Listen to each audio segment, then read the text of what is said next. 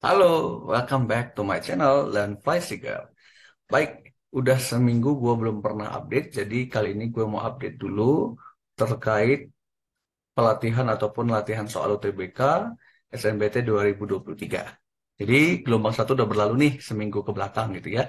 Nah besok adalah day pertama untuk gelombang kedua. Jadi gua udah mendapatkan beberapa informasi ya. Ini some references untuk bagaimana latihan soal UTBK, model ciri ataupun ciri-ciri soalnya di gelombang pertama kemarin ya. Start from day one sampai hari terakhir gelombang satu.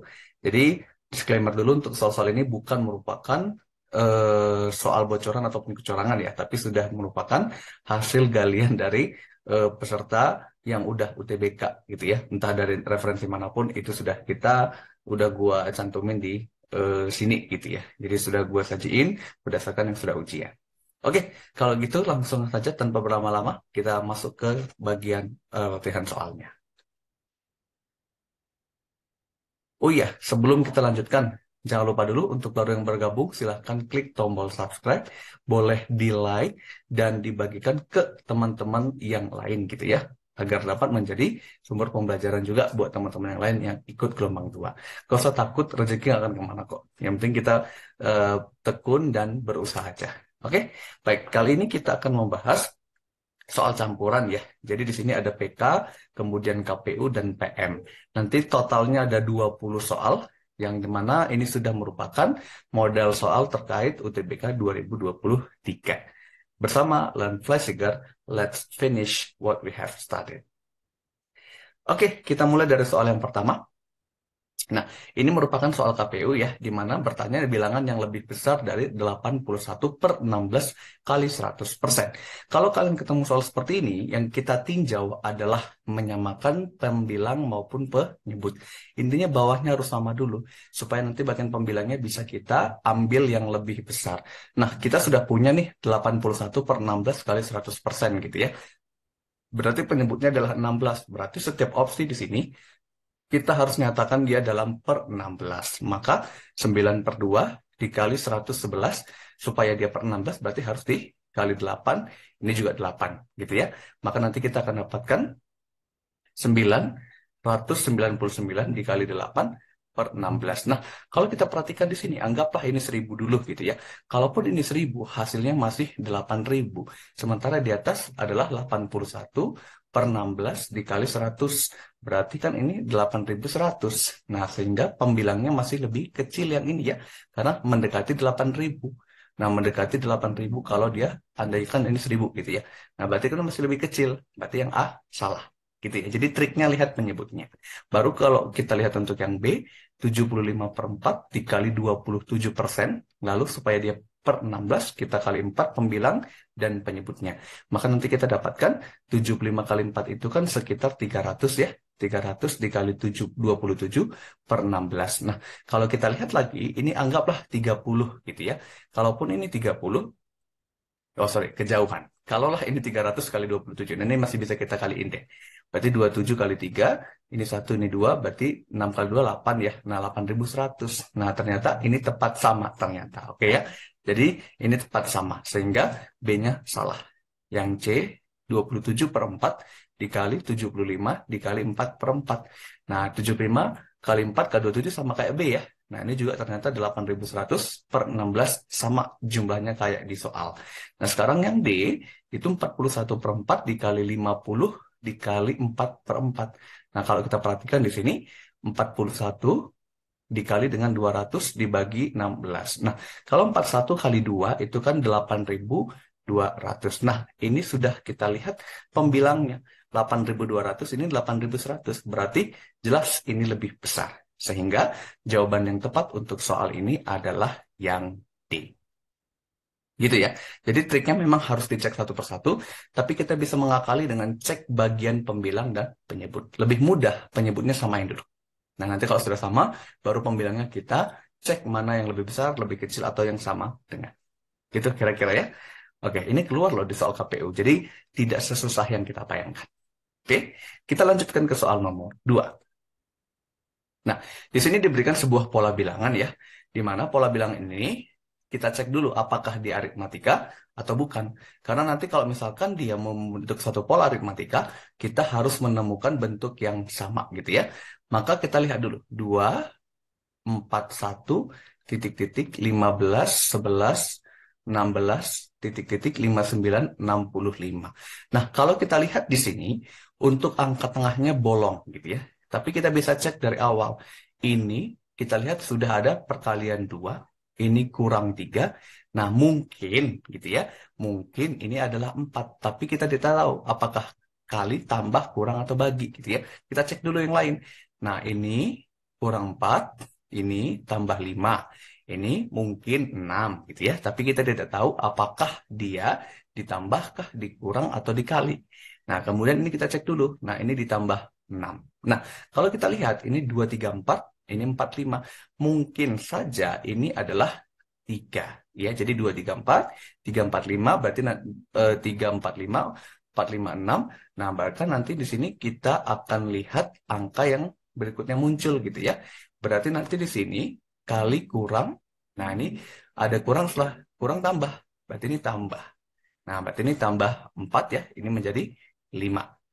Nah, kemudian supaya jadi 15 berarti dikali. Nah, berarti polanya udah kelihatan nih. Kali kurang tambah, kali kurang tambah. Berarti ini nanti kita buat dia menjadi kali.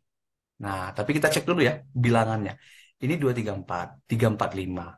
Berarti nanti ini 4, 5, 6 gitu ya. Maka setelah angka 5 di situ, kalau kita lihat harusnya ya 16 kali 6 ya. Sebentar. Kali kurang tambah, kali ini harusnya ke sini dikurang, baru ditambah ya. Angkanya kita cek 2, 3, 4, kemudian 3, 4, 5, kemudian 4, 5, 6, harusnya 5, 6, 7 gitu ya. Jadi kalau kita lihat di sini harusnya 16 dikali 6. Harusnya di sini 96, tapi kejauhan. Nah, kalau ada soal seperti ini, kita cross check dulu untuk angkanya lebih teliti ya. 2, ini kali 2, kurang 1, kurang 3, kemudian 15 ke 11, 15 kurang 4, 11, 11 tambah 5, 16, 2, 3, 4, kemudian 3, 4, 5, kemudian, oh iya, 4, 5, ini harusnya 4 ya, ini 5, ini 6 gitu, oke, mohon maaf.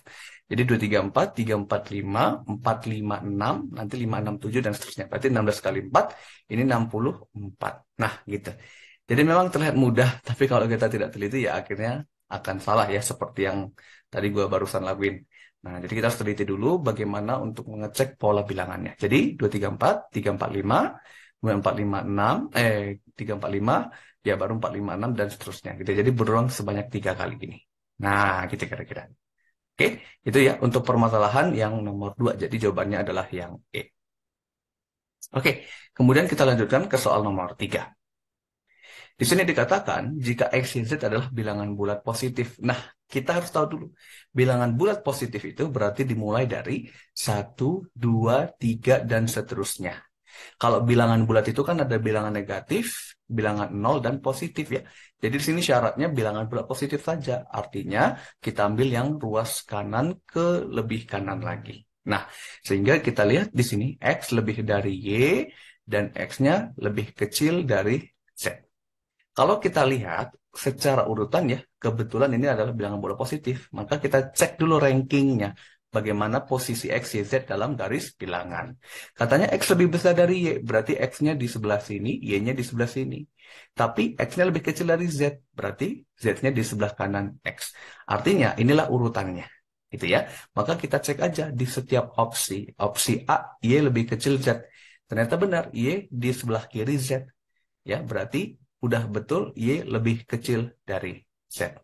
Nah, jadi untuk KPU itu tidak selalu harus sulit gitu ya. Kita hanya membandingkan sesuai dengan porsinya saja. Nah, garis bilangan, bilangan bulat, bilangan lain, dan segala macam, itu kita harus paham dulu aturannya. Oke, maka untuk soal ini sudah kita peroleh jawabannya adalah yang A. Oke, kita lanjutkan ke soal berikutnya. Nah, ini juga sama ya, bagaimana bernalar. Kalau di aritmatika sosial, itu kita cek dulu apakah yang dikasih tahu untung, rugi, biasanya polanya kayak gitu di KPU ya. Jadi kita cek dulu untuk soal seperti ini. Katanya bulan Januari harga barang 60 juta rupiah. Bulan Februari naik 10%. Selama bulan Maret, harga barang bulan Februari didiskon sebesar 10%. Maka harga barang bulan Maret berapa? Nah, kita cek dulu. Untuk Januari dikatakan harga barangnya 60 juta rupiah. Tapi di bulan Februari dikatakan naik 10%. Berarti harga aslinya jadi bagaimana? Nanti harga akhirnya ya, harga asli tadi 60 juta ditambah dengan kenaikan 10%. Berarti 60 juta ditambah 10% dari 60 juta. Ini sama aja dengan, ini kan anggaplah 100% ya. Nah, 100% ditambah ini jadi 110%. Artinya 110% dikali 60 juta. Atau 1,1. Ingat ya, 110% itu kan 110 per 100. Baru dikali 60 juta, maka dapatlah 66 juta. Nah, jadi di Februari harganya 66 juta. Tapi dibilang di bulan Maret itu didiskon. Ya, harga bulan Maret itu adalah diskon bulan Februari sebesar 10%. Berarti harga barang bulan Maretnya berapa? Ya sudah, kalau diskonnya 10%, berarti harga yang harus dibayar, yang sebenarnya, itu kalian ambil yang 90%-nya, artinya sisanya. Gitu ya. Jadi 100 dikurang 10%, baru dikali dengan 66 juta. Maka dapatlah 0,9, artinya 90% ya, dikali 66 juta. Maka kita lihat 66 dikali 9 dulu deh.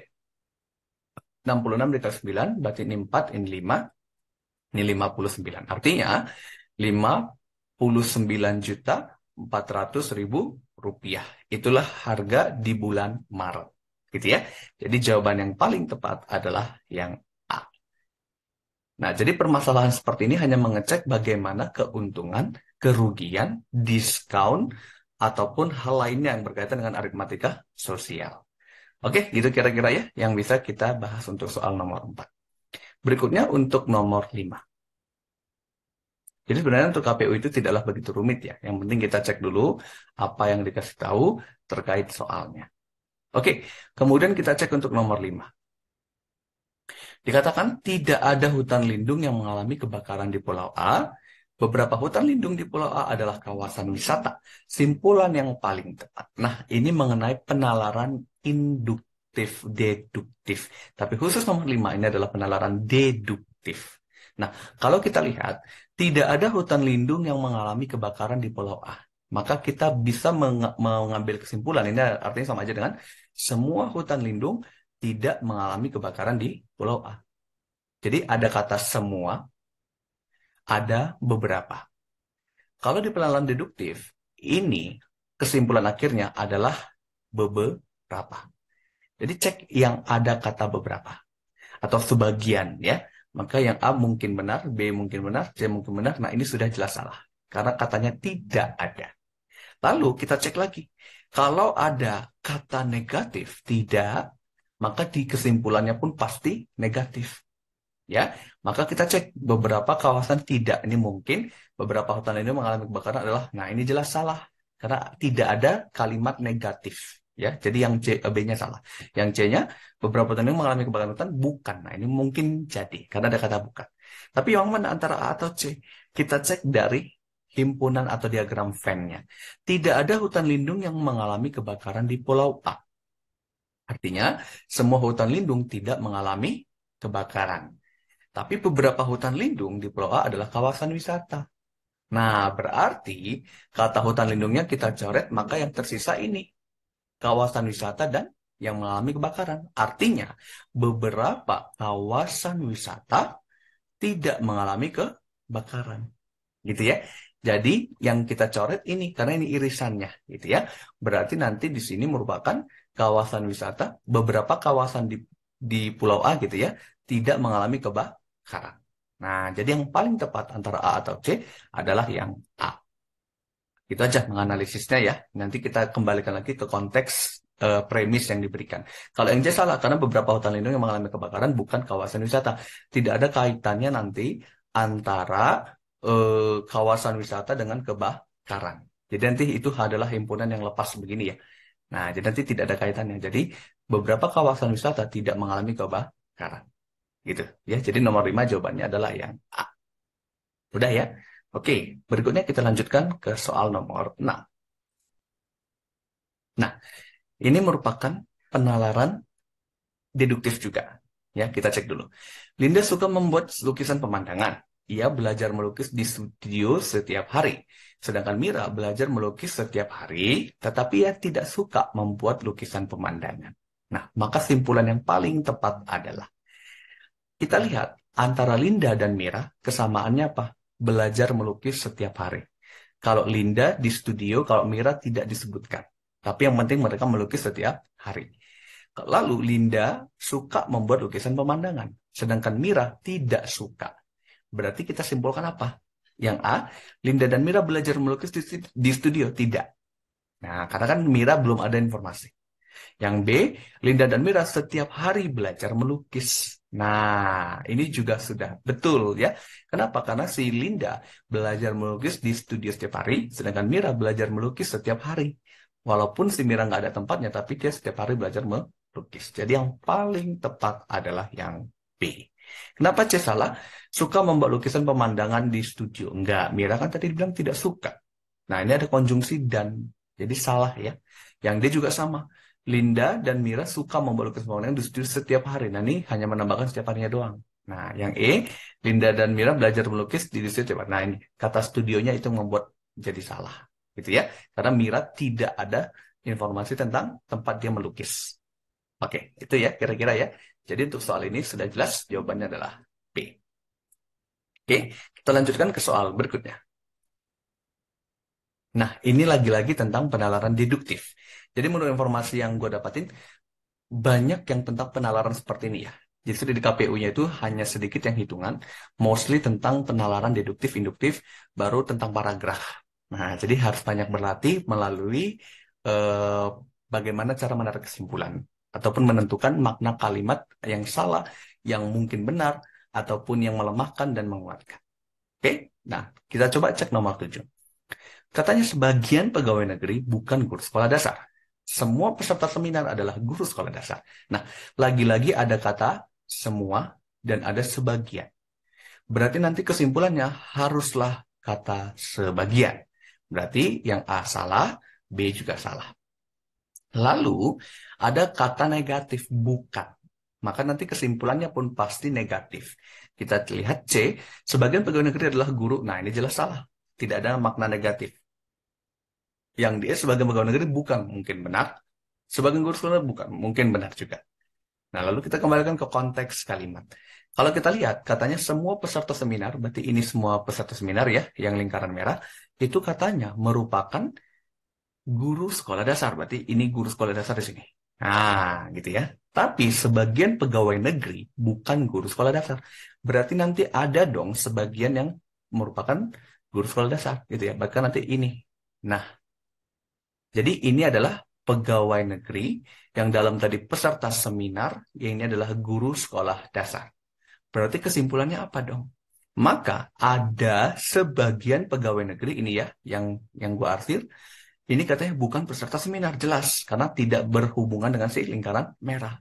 Gitu ya. Jadi yang paling tepat adalah yang D. Kalau yang salah kenapa? Sebagian guru sekolah dasar ini bukan peserta seminar. Nah, ini mungkin benar, tapi kita harus kaitkan dengan pegawai negeri. Karena ada 3 premis. Ya, jadi sebagian guru sekolah dasar bukan peserta seminar. Memang betul, tapi harus dikaitkan ke pegawai negerinya. Karena ada juga loh yang merupakan pegawai negeri ini, yang bagian tengah. Gitu ya. Jadi harus lengkap. Harus tiga-tiganya kita kaitkan. Nggak boleh hanya 2 saja di circle yang ini. Ya, harus ke circle pegawai negeri juga. Karena ada yang boleh kita coret di sini. Nah, jadi kita harus mengaitkan antara pegawai negeri dan peserta seminar. Itu kira-kira ya. Oke, jadi ada rumus ataupun aturan pengambilan keputusan. Oke, itu untuk yang nomor 7. Berikutnya untuk nomor 8. Nah, ini mungkin yang agak berbeda dari UTBK tahun yang lalu ya. Tidak ada pernyataan melemahkan, menguatkan, ataupun menentukan mana yang salah, mana yang benar. Kita akan cek untuk nomor 8.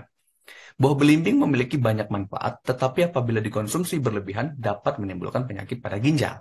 Jadi objeknya buah belimbing, kemudian kalau berlebihan dapat menyebabkan penyakit pada ginjal. Kandungan karamboksin dalam belimbing jadi penyebabnya. Normalnya, orang dengan ginjal yang sehat dapat menyaring dan mengeluarkan karamboksin dari tubuhnya. Untuk orang normal mungkin maksudnya ya. Berdasarkan teks di atas, manakah pernyataan yang salah? Kita cari yang tidak ada di dalam teks atau yang bermakna berlawanan dengan teks. Karamboksin dapat menimbulkan penyakit pada ginjal. Nah, ini benar karena ada dalam teks ya. Berlebihan ya dapat menyebabkan atau menimbulkan penyakit pada ginjal. Ini justru benar, bukan salah. Yang B, mengonsumsi banyak belimbing tidak bagus. Nah, ini juga sama, benar. Kenapa? Karena ini apabila dikonsumsi berlebihan, yang artinya mengonsumsi banyak belimbing, itu akan menyebabkan gangguan kesehatan. Yang C, karamboksin dapat disaring dan dikeluarkan melalui ginjal. Iya, katanya di sini ya, orang dengan ginjal yang sehat dapat menyaring dan mengeluarkan karamboksin.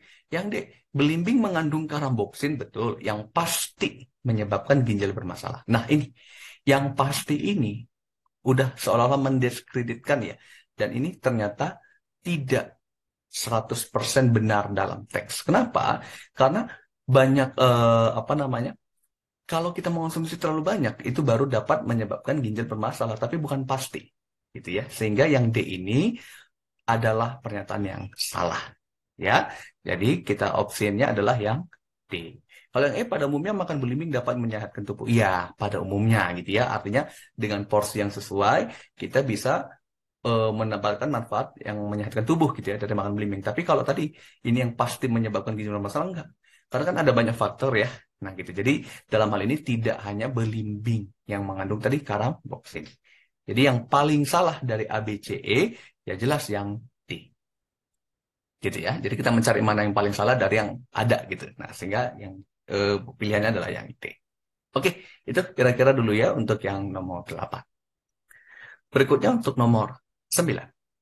Nah, di sini dikatakan bahwa menurut Menteri Keuangan, ide pembentukan dana abadi pendidikan yang kini dikelola oleh LPDP didasarkan pada dua alasan. Alasan pertama, dilatar belakangi oleh alokasi dana pendidikan sebesar 20% dari APBN tidak selalu habis terserap. Padahal tiap tahun jumlahnya terus meningkat seiring dengan bertambahnya APBN. Alasan kedua ataupun selanjutnya adalah fakta minimnya jumlah mahasiswa terbaik Indonesia yang dapat berkuliah di universitas terbaik di luar negeri. Nah, mana yang melemahkan pernyataan atau argumen Menteri Keuangan? Yang melemahkan. Berarti yang kontradiktif terhadap statementnya. Kita cek. Alokasi dana pendidikan meningkat. Nah, ini ada di teks loh. Katanya ini ya. Padahal tiap tahun jumlahnya terus meningkat seiring dengan bertambahnya PPN. Nah, ini justru menguatkan, empower ya. Yang B, banyak mahasiswa terbaik dapat berkuliah di universitas terbaik dalam negeri. Nah, ini tidak ada di dalam teks. Ya, karena ini fakta minimnya katanya di luar negeri. Nah, ini tidak berkorelasi. Yang C, beberapa mahasiswa terbaik Indonesia dapat berkuliah di universitas terbaik di luar negeri. Nah, beberapa ini kan mengartikan tidak ada ya. Sebagian doang. Nah, ini benar ada di dalam teks. Kenapa? Minim. Bukan berarti nggak ada ya, tapi ada. Tapi sedikit. Paham ya kira-kira ya? Oke, jadi beberapa itu masih dikuatkan di dalam teks, mendukung teks. Ya, jadi C bukan jawabannya. Yang D, alokasi dana pendidikan tidak sepenuhnya terserap. Nah, ini jelas. Tadi sudah ada dikatakan, APBN tidak selalu habis terserap. Yang E, banyak mahasiswa terbaik Indonesia dapat berkuliah di universitas terbaik di luar negeri. Nah, ini bertentangan dengan kalimat terakhir di paragrafnya. Dikatakan bahwa yang dapat berkuliah di universitas terbaik itu faktanya minim gitu ya. Berarti bukan banyak.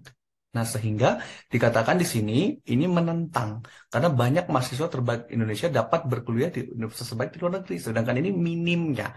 Jadi minim di sini mengartikan sedikit ya, bukan banyak. Artinya tidak mendominasi. Sehingga inilah yang melemahkan pernyataan oleh Menteri Keuangan. Jadi jawaban yang paling tepat untuk salah yang melemahkan gitu ya, yang kontradiktif adalah yang E. Gitu kira-kira ya. Jadi permasalahan melemahkan ini cari yang menentang maknanya ataupun yang bermakna negatif dari si kalimat yang ditanyakan. Oke, kita lanjutkan ke soal berikutnya. Nah, ini masih sama tentang penalaran deduktif. Beberapa toko elektronik tidak ramai pada hari libur. Semua toko yang memberi diskon ramai pada hari libur. Maka kesimpulan yang tepat adalah, seperti yang sudah kita bahas tadi, kalau dimulai dari kata semua dan beberapa, itu nanti pasti kesimpulannya adalah juga beberapa. Maka kita akan lihat mana yang tidak beberapa itu adalah salah. Yang D dan E jelas salah. Oke, berikutnya untuk makna negatif. Ini ada kata tidak. Berarti kita cari di kesimpulannya yang bermakna negatif ataupun yang mengandung kata negatif. Maka di sini ramai pada libur ini jelas salah. Kemudian yang B tidak, itu mungkin benar. Beberapa toko yang ramai pada libur bukan, ini mungkin benar. Nah, kita lihat lagi konteksnya. Beberapa toko elektronik tidak ramai pada hari libur. Semua toko yang memberi diskon ramai pada hari libur. Nah, ini kita hapus pada hari liburnya. Berarti atau ramai pada hari liburnya kita hapus. Maka ada dua objek, yaitu toko yang memberi diskon dan beberapa toko elektronik. Artinya apa? Kesimpulannya, beberapa toko elektronik tidak memberi diskon. Ya, jadi yang paling tepat adalah yang B. Jadi harus ada yang boleh kita hilangkan, ya, kita eliminasi, yaitu ramai pada hari liburnya. Jadi nggak boleh muncul lagi, karena kita mengaitkan premis 1 dan premis 2. Gitu ya. Jadi yang paling tepat adalah yang B. Nah, itu kira-kira pembahasan terkait KPU. Jadi 10 soal KPU ini yang modelnya sering dan kerap kali muncul ketika di soal UTBK SBMPTN 2023 gelombang 1 yang lalu. Nah, sekarang untuk segmen berikutnya kita lanjutkan ke bagian pengetahuan kuantitatif. Oke, di pengetahuan kuantitatif kali ini kita akan lihat nomor 1 adalah mengenai matriks, ya, mengenai matriks. Dari sini kita lihat ada matriks A, matriks B, dan matriks AB. Pertanyaannya, berapakah nilai A kecil kali B kecil? Ya sudah, kita akan lihat dulu untuk AB-nya. A-nya adalah A1, B2, kemudian B-nya A1, 1, 0. Ini sama dengan 10A, 14B. Nah, kita kalikan sesuai dengan prinsip perkalian pada matriks, yaitu baskom, artinya baris kali kolom. Berarti ini ke sini, gitu ya. Jadi A ketemu A kuadrat, 1 ketemu 1, tambah 1. Lalu A ketemu 1, A, 1 ketemu 0, A. Lalu B ketemu 2A, maka jadinya 2 menjadi AB gitu ya. Lalu 2 ketemu 1 tambah 2. Lalu untuk ini B ketemu 1B, 2 ketemu 0, 0. Ya, jadi perkalian biasa tentang matriks. Ini sama dengan 10A, 14B. Nah, kalau kita lihat, ini sudah sama A dengan A, B dengan B. Artinya, ini sama dengan ini. Dengan demikian, A kali B tambah 2 adalah 14. Dengan demikian, AB-nya adalah 12. Jadi, langsung ketahuan jawabannya, yaitu yang C. Jadi memang katanya, berdasarkan informasi yang gue dapetin, untuk PK relatif dipermudah katanya. Sementara PM-nya mungkin yang agak kurang asam katanya ya. Artinya, kita membutuhkan membaca teksnya dulu, baru menerjemahkan ke soal hitungan. Sehingga bagian PM agak lebih sulit, tapi bagian PK-nya relatif dipermudah. Jadi, modelnya mungkin akan seperti ini ya, yang akan muncul di beberapa paket yang kalian hadapi. Oke, kita lanjutkan ya untuk ke soal berikutnya. Nah, kalau yang ini adalah tentang persamaan kuadrat. Tentu harus membutuhkan pemahaman pengetahuannya dulu, gitu ya. Diketahui X1 dan X2 merupakan akar-akar. Nah, X kuadrat tambah 2AX tambah B kuadrat adalah 0. Katanya punya akar-akar yaitu X1 dan X2. Kita cari tahu dulu berapa jumlah akar dan hasil kali akarnya, yaitu min B per A. B itu artinya setiap yang di depan koefisien ya. Jadi nanti di sini koefisiennya A, yaitu 1. Ini koefisiennya 2A, ini adalah C-nya. Gitu maksudnya ya. Jadi jangan bingung dengan logo AB-nya atau simbol AB-nya. Oke, kalau dari sini kita dapatkan untuk min B-nya berarti minus 2A, A-nya 1 ya. Nah ini koefisien di depan X kuadrat. Berarti untuk jumlah akarnya min 2A. Sedangkan untuk yang kedua, kita mencari hasil kali akar, yaitu X1 kali X2, yaitu C per A. Nah, dari persamaan kuadratnya, C-nya adalah B kuadrat, sedangkan A-nya 1. Berarti hasil kali akarnya adalah B kuadrat. Yang ditanya, Kalau ini dikasih tahu ya, X1 kuadrat tambah X2 kuadrat sama dengan 10. Maka kita bergerak dari situ. Ini kalau kita lihat adalah salah satu bentuk aljabar ya. Jadi kita buat dulu seperti ini, ingat sifatnya. Ini artinya X1 kuadrat tambah X2 kuadrat, tapi harus 2X1 X2. Supaya hilang 2X1 X2-nya, kalian kurang dengan 2X1 X2 pula. Jadi supaya bentuknya kayak ini lagi. Gitu ya. Kita manipulasi bentuk, tapi nggak ngubah nilai. Ini sama dengan 10. Yaudah, ini apa tadi? Min 2A. Dikuadratkan. Lalu X1, X2-nya ini B kuadrat. Lalu sama dengan 10. Nah, yang ditanyakan B kuadratnya ya. Berarti ini kita selesaikan dulu jadi 4A kuadrat. Min 2B kuadrat sama dengan 10. Kita bagi dengan 2. Jadinya 5. Ini 2A kuadrat, ini B, min B kuadrat. Yang ditanya ini nih. Maka pindahkan ke kanan. Jadi 2A kuadrat. Ini ke kiri. Kurang 5 sama dengan B kuadrat. Ya sudah. Berarti udah ketemu dong. Artinya B kuadratnya adalah 2A kuadrat kurang 5. Jadi jawabannya adalah D. Nah, jadi kalau PK semudah ini ya tentu akan menjadi benefit untuk masing-masing ya. Tapi hati-hati. Kenapa? Karena pesaingnya makin banyak. Nah, jadi memang ada plus minus ketika soalnya makin mudah ya. Nah, jadi hati-hati dalam memilih jurusan sebetulnya di awal ya. Biar nanti kalian tidak merasakan keketatan yang terlalu tinggi gitu ya. Nah, ya memang kembali lagi ke diri kalian masing-masing sih. Kalau bisa survive ya it's okay. Oke, itu kira-kira ya untuk sedikit tambahan saja. Nah, berikutnya kita lanjutkan ke nomor 13. Di situ dikatakan ada menyatakan fungsi inverse dan komposisi. Nah, ini juga langganan nih katanya. Nah, kita lihat ya. Diketahui F dan G adalah fungsi yang mempunyai inverse. Jika F bundaran GX ini sebenarnya kan dari fungsi komposisi. FGX-nya 2X kurang 1. GX tambah satunya ini. Yang ditanya adalah inverse 3 dikalikan dengan G inverse 3. Nah, kita cari tahu dulu fungsi Fx dan Gx yang sebenarnya. Kita sudah tahu nih bahwa Gx tambah satunya adalah X kurang 3. Tapi ini bukan Gx. Jadi kita misalkan ini U. Dengan demikian kita akan dapatkan X-nya adalah U dikurang 1. Artinya kita gantilah untuk variabel X menjadi U. Akan diperoleh GU sama dengan X-nya jadi ini ya. U dikurang 1 dikurang 3. Menjadi GU adalah U kurang 4. Dengan demikian ini adalah GX yang kita cari. Nah, ini GX-nya. Sedangkan FGX adalah 2X kurang 1. Tadi GX-nya adalah X kurang 4. Ini 2X kurang 1. Lakukan cara yang sama.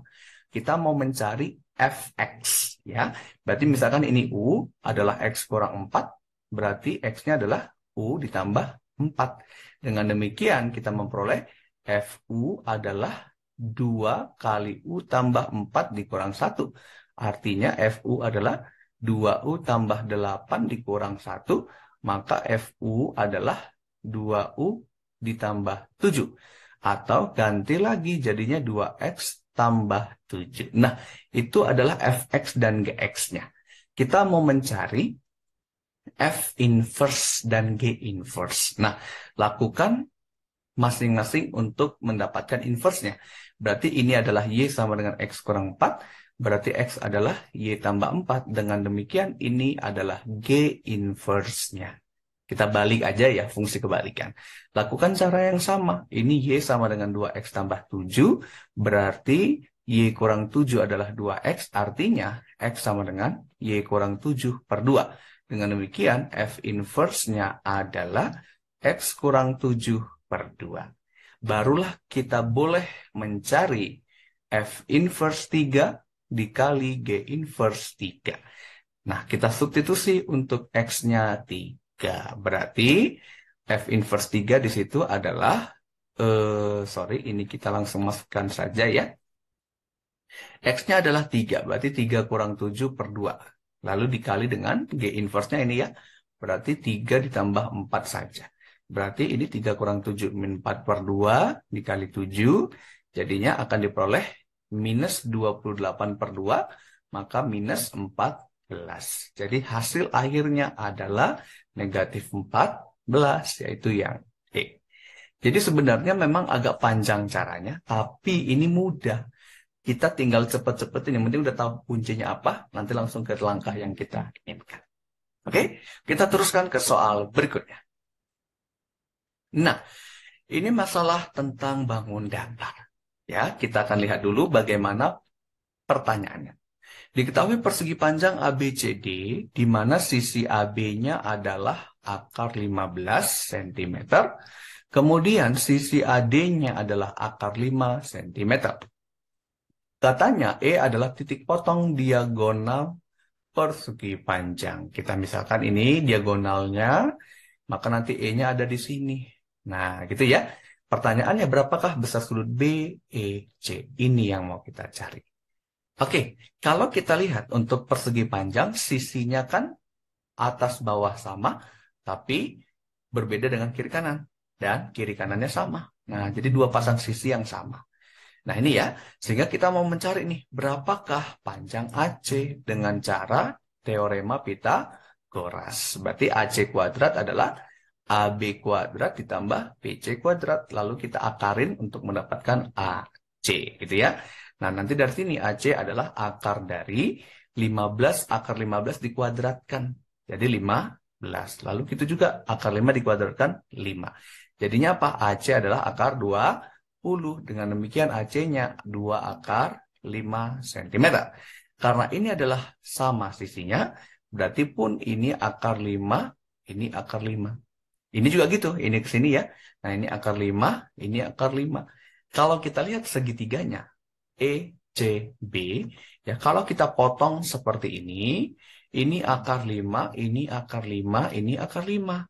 Berarti segitiga BEC itu segitiga sama sisi. Kalau segitiga sama sisi, ya sudah. Ini sudah langsung sudutnya dapat, ya toh? Nah, jadinya 60, 60, dan 60. Jadi akan memiliki sudut yang sama besar karena sisinya pun sama panjang ya.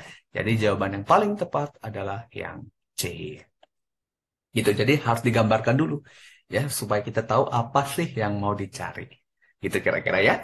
Oke, kita lanjutkan ke soal nomor 15. Nah, ini juga sama. Terkait tentang pertidaksamaan itu selalu ada. Ya, walaupun bentuknya beda-beda, tapi konsepnya tetap ada. Nah, kita cek dulu deh untuk yang ini. Dikatakan himpunan penyelesaian dari X kurang akar 6 kurang X lebih besar sama dengan 0. Ini ada sama dengannya ya. Ini kurang tebal aja. Nah, dari sini kita coba buat dulu untuk sebelah kanannya menjadi akar 6 kurang X. Jadi nanti di sini ada dua kondisi. Ada dua syarat. Syarat pertama dari sini kita selesaikan. Nanti syarat yang kedua dari nilai di bawah akar, di dalam tanda akar. Di dalam tanda akar itu nggak boleh 0 ya. Jadi nanti kita harus mengecek lebih besar sama dengan 0. Nah, untuk yang dalam akar. Ya, ini syarat yang di dalam akar. Sehingga kita akan lihat ketika 6 kurang X lebih besar sama dengan 0, itu artinya 6 lebih besar sama dengan X, artinya pula X lebih kecil sama dengan 6. Nah, ini adalah persamaan pertama, ataupun syarat pertama. Ya, lalu yang kedua dari sini, kita kuadratkan. X kuadrat lebih besar sama dengan 6 kurang X. Lalu pindahin ya, X kuadrat tambah X kurang 6 lebih besar sama dengan 0. Nah, ini kan jadi suatu fungsi ataupun persamaan, pertidaksamaan kuadrat ya. Nah, kita cari dulu akar-akar atau faktor-faktornya. Ketika dikalikan minus 6, dijumlahkan positif 1. Berarti ada 3 dengan 2 faktornya. Lalu ini minus dan ini plus. Gitu ya, karena min 2x tambah 3x plus x. Jadi dapat nih, x1-nya minus 3, x2-nya 2. Nah, kita nyatakanlah dalam notasi pertidaksamaan. Ya, nanti di sini kita dapatkan bahwa untuk minus 3, ini 2. Nah, ini bulat berisi ya, karena lebih besar sama dengan. Berarti nanti ambil titik 0 misalkan. Maka kalau kita ambil titik 0, ini tandanya minus. Nah, ini tandanya plus pasti. Jadi, yang lebih besar sama dengan, maka kita ambil yang positif. Nah, gitu ya. Nah, sekarang kita gabungkan syarat satu dan syarat yang kedua ini. Dalam satu garis bilangan bersama. Ini minus 3, ini 2, ini 6. Nah, tadi katanya untuk tanda-tandanya ya kita arsir ini ke arah kiri, ini ke arah kanan. Oke, tapi untuk yang 6 itu nanti di sini dia adalah ke arah sini. Nah, gitu ya, lebih kecil sama dengan 6. Nah, berarti nanti kalau kita ambil apa namanya? Daerah yang diarsir 2 kali ya, maka nanti muncul yang ini dengan yang ini. Tapi kalau kita cek kembali deh, harusnya secara notasi gitu ya, himpunan penyelesaiannya adalah X di mana minus X lebih kecil dari minus 3 atau 2 lebih kecil X lebih kecil 6 gitu ya. Harusnya seperti ini. Tapi kalau kita lihat, ambil titik sembarang ya, ketika X-nya adalah minus 3. Substitusi ke dalam. Ya, kalau kita misalkan ambil X-nya sama dengan minus 3, masukin ke dalam, minus 3 kurang akar dari 6 kurang minus 3. Apakah ini lebih besar sama dengan 0? Tentu tidak, karena minus 3 dikurang akar 9. Minus 3 kurang 3, minus 6. Nah, ini kan harusnya lebih kecil ya. Lebih kecil sama dengan 0. Bukan lebih besar. Jadi, daerah yang minus 3 ini tidak memenuhi, walaupun secara arsiran ada gitu ya. Tapi secara nilai itu salah. Jadi, yang kita ambil hanyalah yang interval kedua. Artinya yang ini saja. Ya, 2 lebih kecil sama dengan X, lebih kecil sama dengan 6. Berarti yang paling tepat adalah D. Gitu ya. Jadi terkadang memang ada yang tampaknya diarsir bisa, tapi ternyata ketika dicek ke dalam fungsi itu tidak. Jadi harus hati-hati ya. Ini terkesan ini mudah, tapi ternyata harus teliti. Nah, supaya tidak salah dalam mengerjakan. Oke, itu kira-kira yang bisa kita bahas untuk bagian pengetahuan kuantitatif. Nah, untuk yang penalaran matematika, untuk 5 soal tersisa terakhir, kita akan bahas di bagian segmen kedua dari video ini. Jadi jangan kemana-mana ya, jangan buru-buru live dulu, tetap saksikan untuk yang nomor 5 terakhir di channel Learn Fly Seeker. See ya!